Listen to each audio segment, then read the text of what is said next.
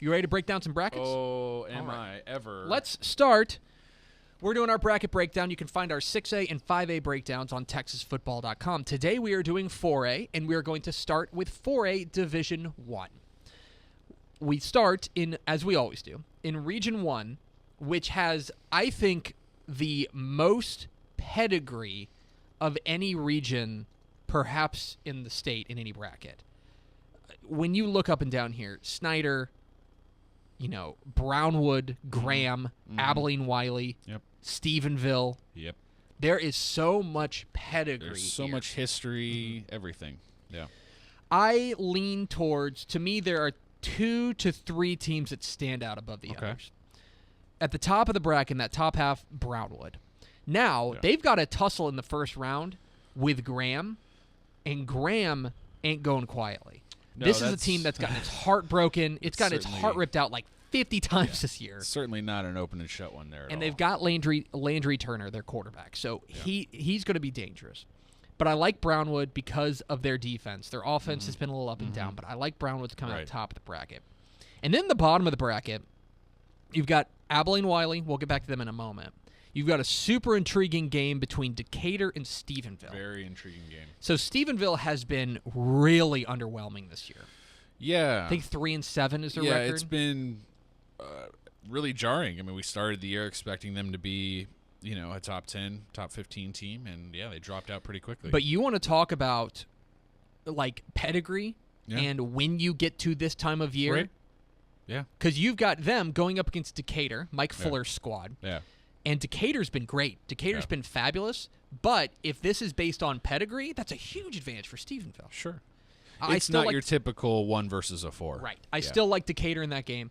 So for me, it comes down to Decatur and Wiley in a regional semi. I like Wiley there. I like Abilene Wiley because they run the ball, because they're well coached with Hugh Sandifer. Defense. And that defense. Defense. And they've already beaten, they've already played some of the toughest teams in the state. I like Wiley to come out of Region 1. Yeah, okay. Is that you? You got that too? Same. Okay, same. cool. I've got Abilene Wiley over Brownwood. That's what I've got. Yep, okay. Same here. Region 2. So there are, again, I feel like there are 2 teams that stand out above the rest with a couple of other landmines in. I think this region's absolutely loaded. I think it's sneaky loaded. So let's start with kind of the landmines. I think Pittsburgh's a landmine. Yeah. I think the winner of Athens and Princeton is a landmine.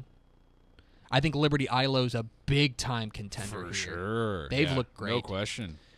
As Matt Mosley, our friend, is fond of saying, don't sleep on those Kaufman Lions. Don't sleep on his Kaufman. They look good. But to me, this all ends up coming back to 2 teams that are likely to meet in a regional semi.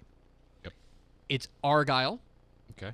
Who, has the fewest losses since 2010. They've looked great. They have, 1 loss on the year? Yep. They've looked fabulous. This is a great Argyle team. Dane Ledford has stepped in at quarterback and looked great. And Taylor they Sweat. seem to be getting better as they go. Great balance offensively. Yep. They just beat Sanger. They look great. And there's Kennedale. Yep. 10-0. You can argue with the strength of schedule because I think, again, we talk about districts. I think District 6 is much tougher than District 5. Yeah.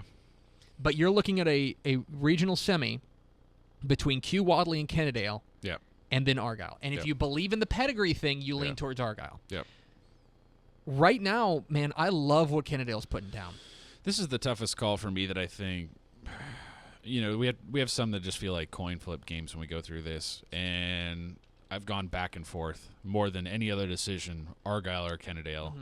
And just went with Kennedale because I feel like they have the game breaker. I think that's it. And I think this is a coin flip type game between Kennedale and Argyle, and I think the winner of that wins the region over Liberty Ilo. I think Liberty Ilo is your favorite down in the bottom half of that bracket.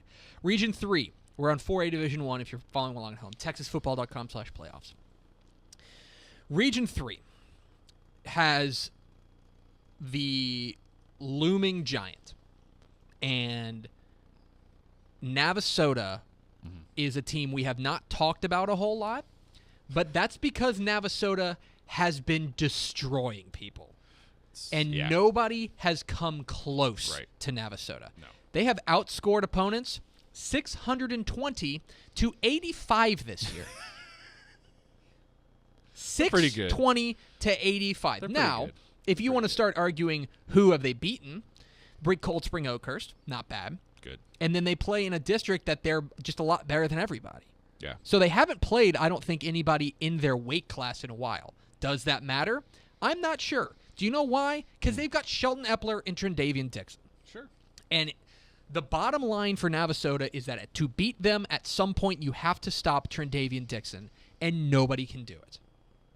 Yeah. That's the bottom line. Yeah. That's why I like Navasota to come out of Region 3. I think El Campo is out there. I think Carthage, the winner of Carthage Bridge City, has a great shot. If you're a fan of Stafford, if you like that defense up at the top, maybe a team like Kilgore.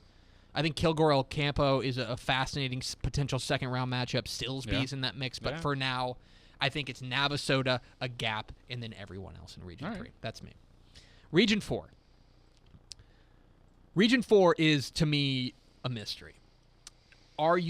It depends on, are you buying Waco La Vega? Right. 10-0, have looked great. Yeah. Are you buying Liberty Hill? Yeah. Are you buying Lavernia? Right. Are you buying China Spring out of District 13? The runners-up China Spring in Waco had some in very La Vega. interesting wins this year. I lean towards Liberty Hill. Experience is what you're going with. I'm going with experience. A program that's used to being there. I'm going with experience. La Vega's kind of the newer kid on the block, at least compared to Liberty Hill. Sure. I think Liberty Hill comes out of this district or out of that region. I got them over China Spring, which would give us semifinals of. I think we have the same. You have La Vega. Yep. You're buying La Vega, which I listen. Willie Williams' squad has looked great. I do not. It's a fun offense to watch. I do not begrudge you at all. No. So we've got Abilene, Wiley, and Kennedale, Yep. which you want to talk about a game that's going to be over in 15 minutes because they're all going to run the ball. And then you've got Navasota and Liberty Hill. Yeah. Got Navasota over Kennedale. It's my pick. It's my pick to click. I think that Navasota has been 4A's most dominant team this year, and I think that they cap it off with a back-to-back state title. Okay. Yeah? Same. I mean, other than Canadian, Navasota feels like a team of destiny this year. You're right. I think you're right.